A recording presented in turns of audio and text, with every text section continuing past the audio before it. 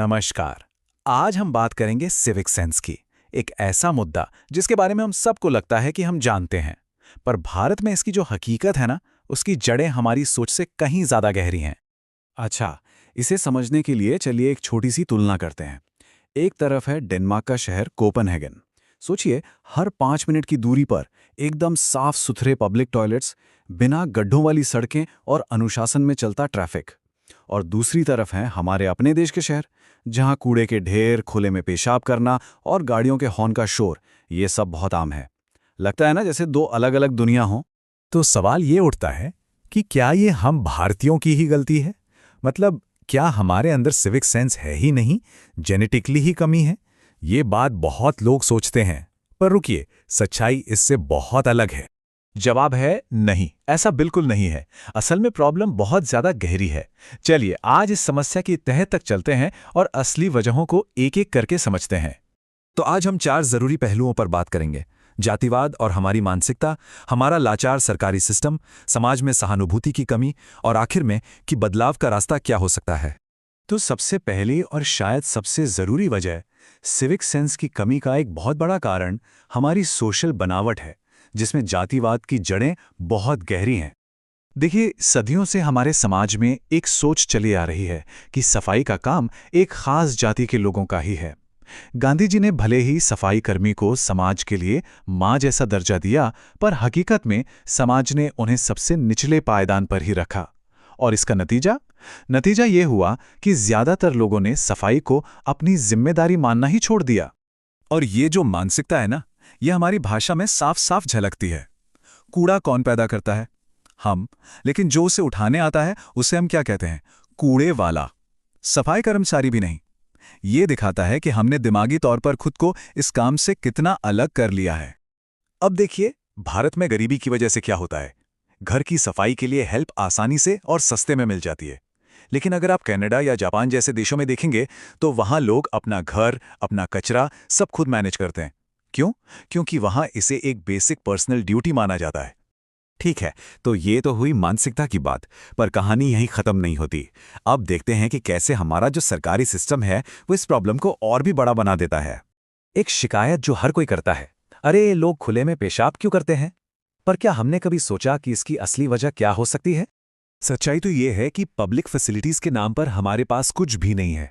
जो public toilet हैं, उन पर या तो ताला लगा है या वो इतने गंदे हैं कि अंदर जाने की हिम्मत ही नहीं होगी। ना पानी, ना साबुन, सिर्फ बदबू और बीमारी का डर। सड़कों पर चलिए तो फुटपाथ गायब है, लेन मार्किंग का कोई पता नहीं। ऐसे में किसी से नियम फॉलो करने की उम्मीद कैसे की जा सकती है? और यहां से एक हर्ड मेंटालिटी यानी भेड़चाल वाली मानसिकता शुरू हो जाती है। जहां पहले से कचरा पड़ा है, लोग वहीं और कचरा फेंक देते हैं, सोचते ही नहीं। पर मजे की बात देखिए, यही लोग जब दिल्ली मेट्रो या एयरपोर्ट जैसी साफ सुथरी जगह पर होते हैं तो एक रैपर भी फेंकने से पहले 100 बार सोचते हैं। क्यों?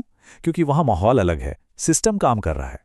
चलिए अब आते हैं तीसरी और शायद सबसे जरूरी वजह पर। यह है सहानुभूति की कमी।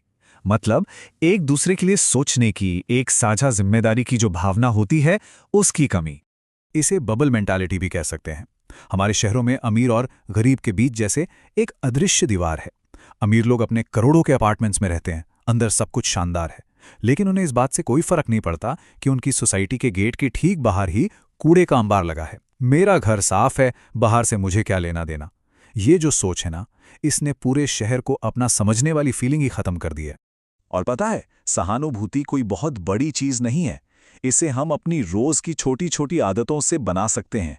जैसे होटल से चेकआउट करते वक्त कमरे को थोड़ा ठीक ठाक कर देना, या रेस्टोरेंट में वेटर की मदद के लिए अपनी प्लेट्स एक के ऊपर एक रख देना। ये छोटी छोटी बातें दूसरों के बारे में हमारी सोच बदलती हैं। तो ठीक है, हमने प्रॉब्लम की जड़ें तो समझ ली, पर अब सवाल यह है कि इसका सॉल्यूशन क्या है, रास्ता क्या है? देखिए, बदलाव का रास्ता सिर्फ और सिर्फ एक बेहतर सिस्टम बनाने से ही निकलेगा। इसका सॉल्यूशन 3 पिलर्स पर टिका है। पहला, एजुकेशन। बच्चों को स्कूलों में सिविक सेंस सिखाना होगा। दूसरा, इंफ्रास्ट्रक्चर।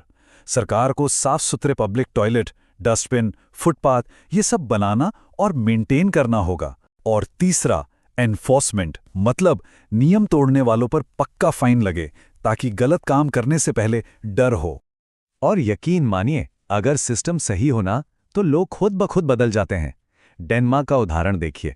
हम यहाँ अभी गीले और सूखे कचरे में ही फंसे हुए हैं, और वहाँ लोग 10 अलग अलग तरह का कचरा अपने घर पर ही सेपरेट करते हैं। सोचिए, ये साफ दिखाता है कि एक अच्छा सिस्टम लोगों को कितना जिम्मेदार बना सकता है। एक और बेहतरीन आइडिया देखिए। जर्मनी और डेनमार्क जैसे देशों ने प्लास्टिक की बोतलों के लिए एक रिवॉर्ड सिस्टम बनाया है।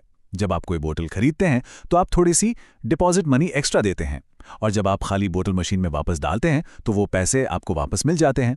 ये तरीका जुर्माने से कहीं ज्यादा इफेक्टिव है। और हाँ, सिविक सेंस सिखाना कोई रॉकेट साइंस नहीं है, ये पूरी दुनिया में होता है। जापान में बच्चे ओसोजी के नाम पर अपना स्कूल खुद साफ करते हैं। जर्मनी में बचपन से ही रिसाइकलिंग सिखाई जाती है, और सिंगापुर में तो पब्लिक टॉयलेट्स को हैप्पी टॉयलेट रेटिंग मिलती है। मतलब ये सब मुमकिन है और किया जा सकता है। तो होता क्या है?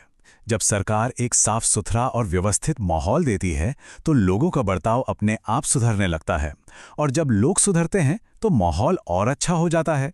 ये एक तरह का पॉजिटिव साइकिल बन जाता है, जिससे लोगों में अपने शहर के लिए एक अपनापन और गर्व की भावना पैदा होती है। तो आखिर में सवाल ये नहीं है कि क्या भारत साफ हो सकता है। बिल्कुल हो सकता है। असली सवाल ये है कि भारत को सुंदर बनाने के लिए हमें असल में चाहिए क्या? एक बेहतर सिस्टम, सरकार की तरफ से मजबूत इच्छा शक्ति, या फिर हम सबकी एक नई सोच?